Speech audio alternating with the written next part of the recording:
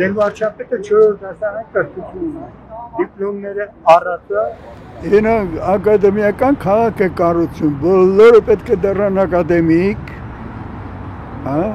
ինքն էլ դառնալու ակադեմիկոս։ Ոնց որ իր խելքն է աղքատ, այնց էլ երկիրն է աղքատ պահում։ Ես էմոցիոնալ անձնավորություն եմ, ես չեմ կարողանում ավելորդ բաներ շատ կասեմ։ Քաղաքացիներին հունից հանել է վարչապետի հերթական հայտարարությունը, թե մարդիկ Հայաստանում վատ են ապրում, քանի որ կրթված չեն։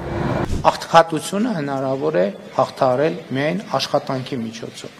Աղքատությունը հնարավոր է հաղթահարել միայն արդյունավետ եւ արտադրողական աշխատանքի միջոցով։ Աղքատությունը հնարավոր է հաղթահարել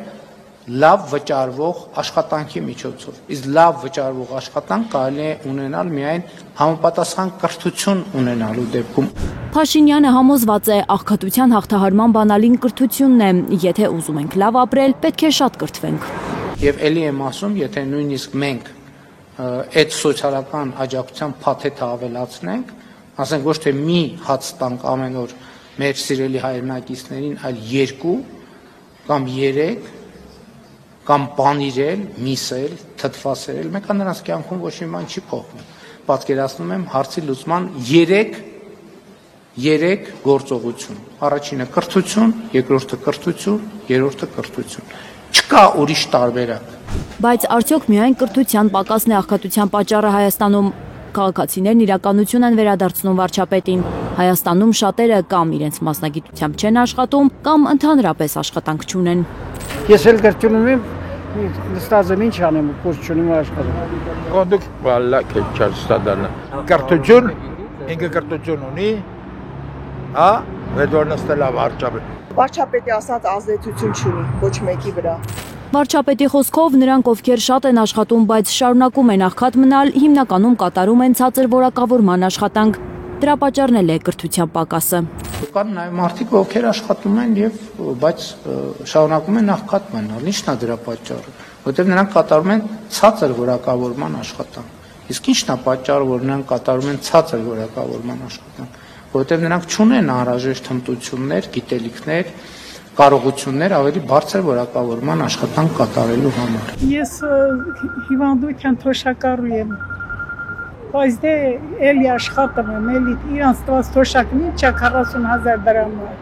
Ծրագիրները նստել են այնտեղ իրար են ծեծում, ինչ նախարարներ։ Դրանց կեսը պետք է կրճատվի։ Մինչ վարչապետը կոչ է անում կրթվել, որ 25% աղքատության հարցը լուծվի, օր ու գիշեր աշխատող քաղաքացիները առաջարկում են ստուգել պետական աշխատողների կրթվածությունը։ Իրենք կրթվածների փնտրում են, բայց չեն գտնում։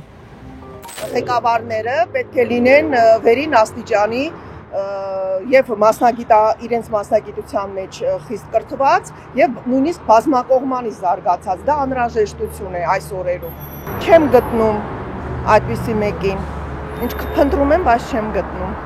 12 միլիոն փող է ստանում, թող է 12 միլիոնը ինձ տա, ես 12 հատ էլ ընտանիք հետ ես պահեմ։ Բարեկեցության համար կրթությունը կարևոր է, բայց ոչ բավարար ասում են մարդիկ, աշխատանք չկա, եղած դեպքում էլ աշխատավարձն է ցածր, աննահանջ գնաճին չի դիմանում։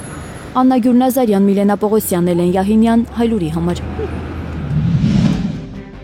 Հայաստանում եւ աշխարհում տեղի ունեցող իրադարձությունների մասին առաջինն իմանալու համար բաժանորդագրվեք մեր ալիքին, սեղմեք զանգակը, որ բաց չթողնեք ամենահրատապը, ամենակարևորն ու հետաքրքիրը։